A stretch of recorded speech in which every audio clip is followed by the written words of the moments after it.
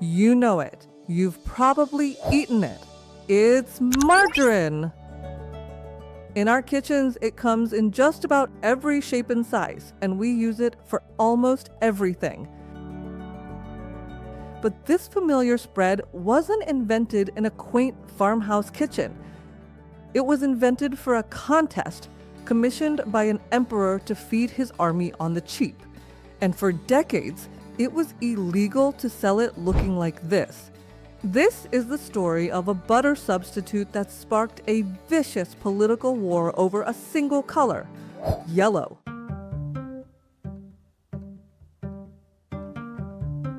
If you think the answer is simple, you're not totally wrong, but also not totally right. Because margarine is a curious concoction that blends imperial decree, a bit of scientific discovery, and a dash of political warfare into the unassuming and familiar thing we know today. So get ready, because we're about to uncover the strange, bitter, and storied journey of margarine. Before we go all the way back, let's look at what we have now.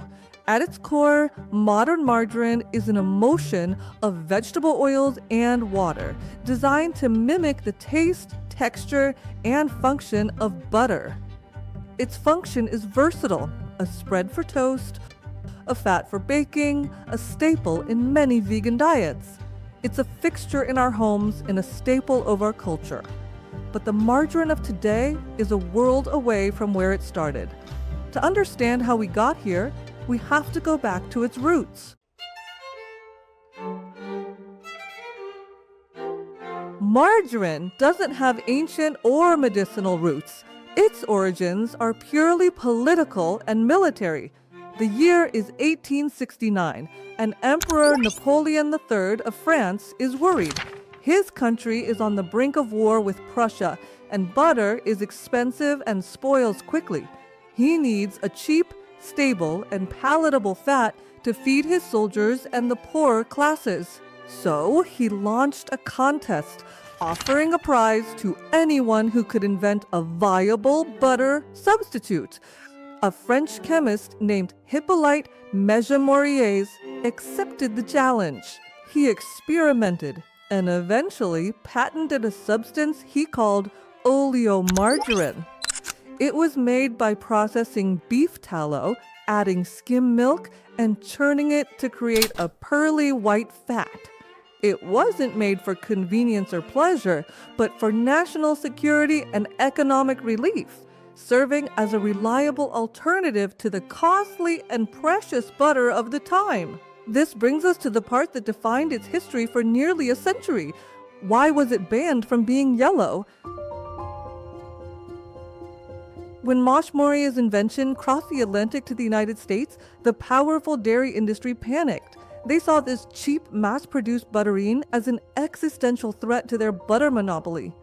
They called it bull butter and claimed it was an unnatural, impure, and deceptive product. The dairy lobby launched one of the most successful smear campaigns in history. They pushed for laws that not only taxed margarine at exorbitant rates, but also, bizarrely, controlled its appearance. To prevent margarine from deceiving customers by imitating butter, a federal law in 1886 banned the dyeing of margarine yellow. But some states went even further. To ensure it looked as unappetizing as possible, states like Vermont and New Hampshire passed laws requiring margarine to be dyed a sickly bubblegum pink. Margarine, as we know it, owes its place in our homes to a major global event: war. Just as it was created for an army, its popularity was cemented by conflict.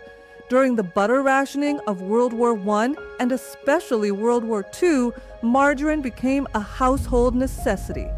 This is where manufacturers got clever. Since they couldn't sell it yellow, they included a small packet or capsule of yellow food coloring with each brick of stark white margarine. The task of coloring the margarine fell to the homemaker, who would knead the dye into the fat until it reached that familiar buttery hue. Companies like Delca, with its Good Luck brand, and Nucoa became massive hits. This workaround made margarine a household staple. People got used to the taste and the price. And after the wars, the dairy lobby's power began to fade. The era of the butter impostor was coming to an end. But as margarine went mainstream, something fundamental changed. One of the most defining ingredients in early margarine was animal fat. However, in the mid-20th century, a great shift occurred.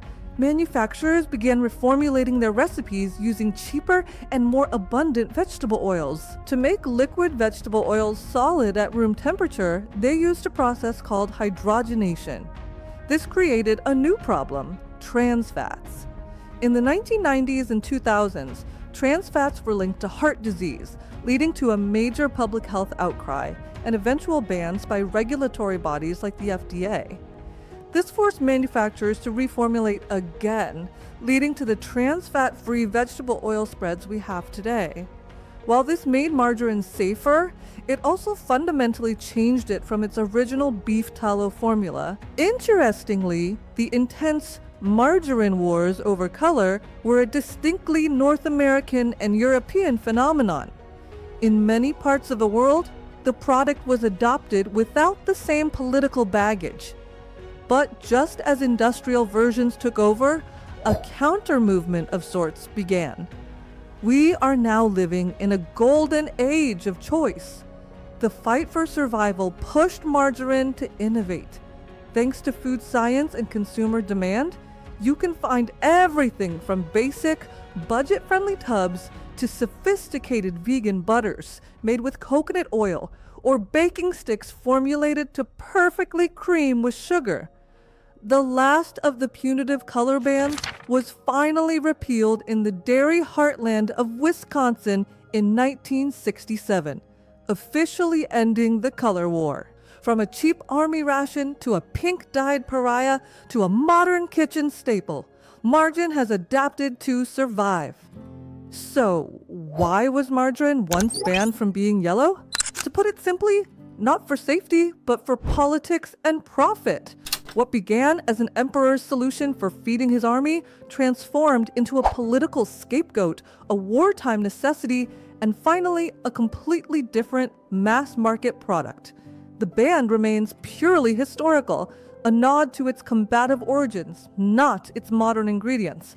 So there you have it, the strange, bitter, and storied journey of margarine. It's not what it started as, but it has a century and a half of history behind it, a legal battle that came down to a single color, and a place in our culture that still sparks curiosity today. It reminds us that even the simplest things, a tub of spread on a supermarket shelf, can have surprisingly deep roots. What do you think? Did you or your family ever have to mix the color into your margarine? What other simple things have a history you'd like us to explore? Let us know in the comments below. Thank you for joining us on this journey through the history of simple things. Don't forget to like, subscribe, and stay tuned for more stories woven through the smallest details.